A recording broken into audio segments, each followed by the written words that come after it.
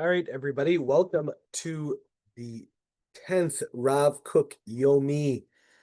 Hopefully we'll finish this teaching that we've been going over for the last 2 days, and this teaching on soul letters, right? And the idea of letters being vessels of light that contain and are able to manifest godliness, godliness within the physical world of limits, right? How those letters, how those vessels are within us, how they enable us to manifest godliness in the world.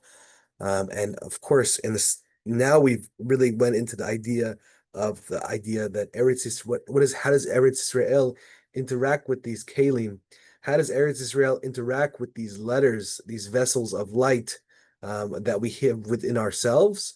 And we're told by Rav Kook that specifically these letters help the Eretz Israel helps expand the capacity of those letters to hold the light, and gives us an expanded capacity, therefore, to manifest God's presence into the physical existence. So let's finish this teaching today from where we started off and left off.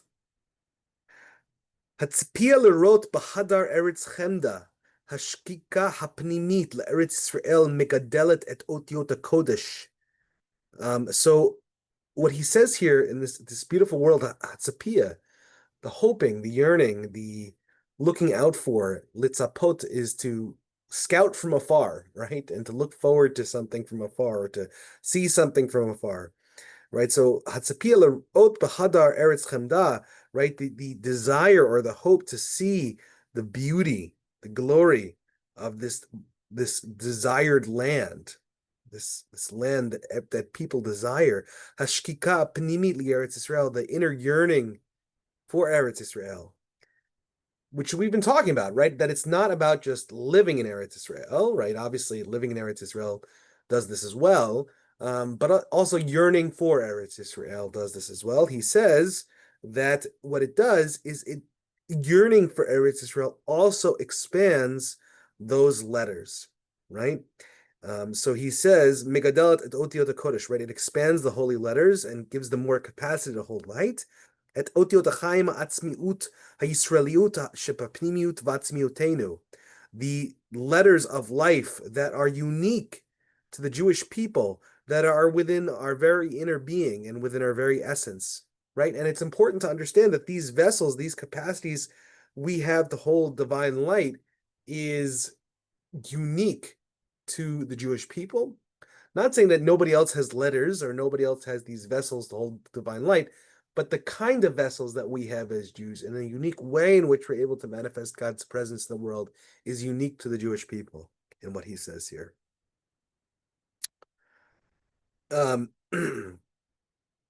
He megadlatam gadol ruchani panimi, and doing this enables one to increase the amount of spirituality, of divinity within, that one is able to experience and then manifest within the world, in the physical world, when our letters expands. Right? And he takes a text from Tractate Ketubot 75a to teach us that it really is the same. The person who is born somewhere and the person who looks forward to seeing it, right? There's a similar example, right? It's the person who's living in Eretz Israel versus the one who's yearning for Eretz Israel, right? Actually, they're very much in common, which I think, again, this is all to give us in Galutz so much hope that we don't necessarily have to immediately move to Eretz Israel to experience this, that we can actually do this right here by cultivating a yearning for Eretz Israel. L'tzion yomar ish v'ish yulad ba, v'hu yichonena elyon. Hashem yispor b'ktav amim, ze yulad shem sela. Right? And it continues on. This is a verse from Psalms 87, 5 through 6. To Zion, a person will say, and so too will the person who is born there, who is born in it. He is prepared for the elevated qualities, right? I think again he's here saying not just the person who's born in Eretz Israel, but also the one who talks about it, right? And so I think this is again he's another proof text for this idea that yearning for Eretz Israel and living in Eretz Israel is similar in terms of the spiritual effect it has on us. Hamishpat ha'amud ha'emsa'i shekol traklin alav nish'an, right? Mashal matrona holecha v'shipoleha mikan umikan.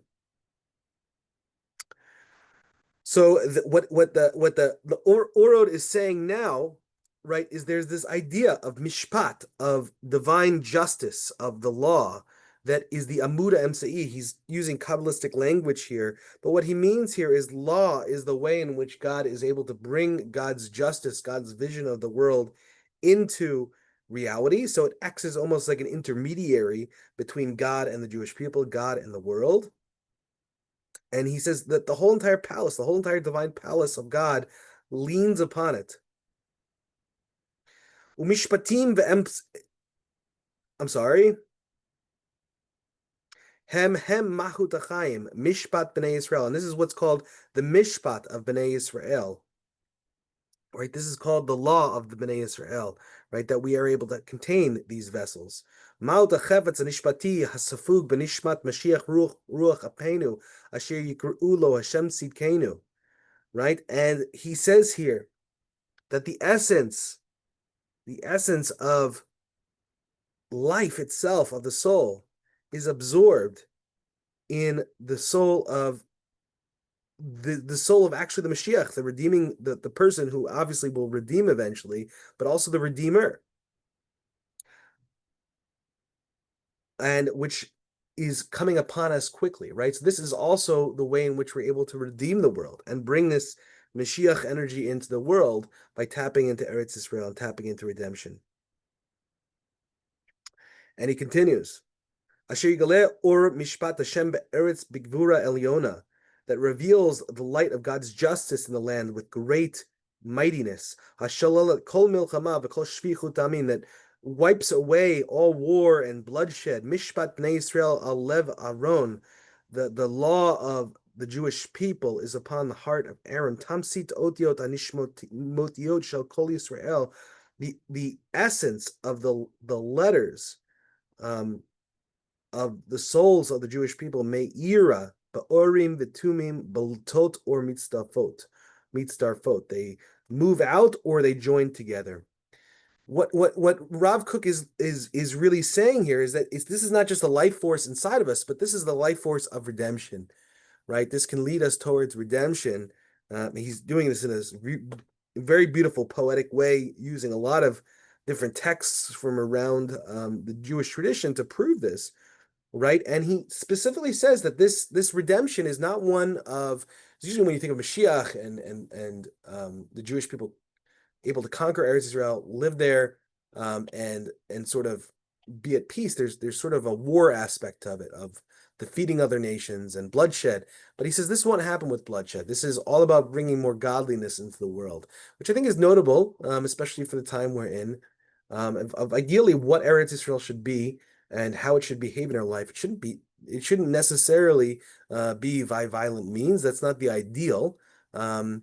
And we speedily hope that we can do that Eretz Israel can bring its redemptive energy, its kalim into the world without violence, right, in this regard, as Rav Kook says. And again, he's writing, this was published in the 1920s, so he's writing before Eretz Israel even exists, the state of Israel even exists. He's writing before any war in Eretz Israel. So this is kind of how Rav Kook is sort of imagining what the redemptive quality of Eretz Israel being manifest in the world looks like. Sometimes, of course, the reality is different than Rav Kook dreams it of it, or the ideal vision of what it should be. All right, we're going to pause here. I know a little shorter than usual, but that's the end of the teaching. We'll go on to teaching 8 on Tuesday. I'm sorry, and once we finish teaching 8, we'll finish the section on Eretz Israel, and we'll head into the section on Milchama, or war. Thank you. I hope you've enjoyed this so far, and Shabbat Shalom, everybody.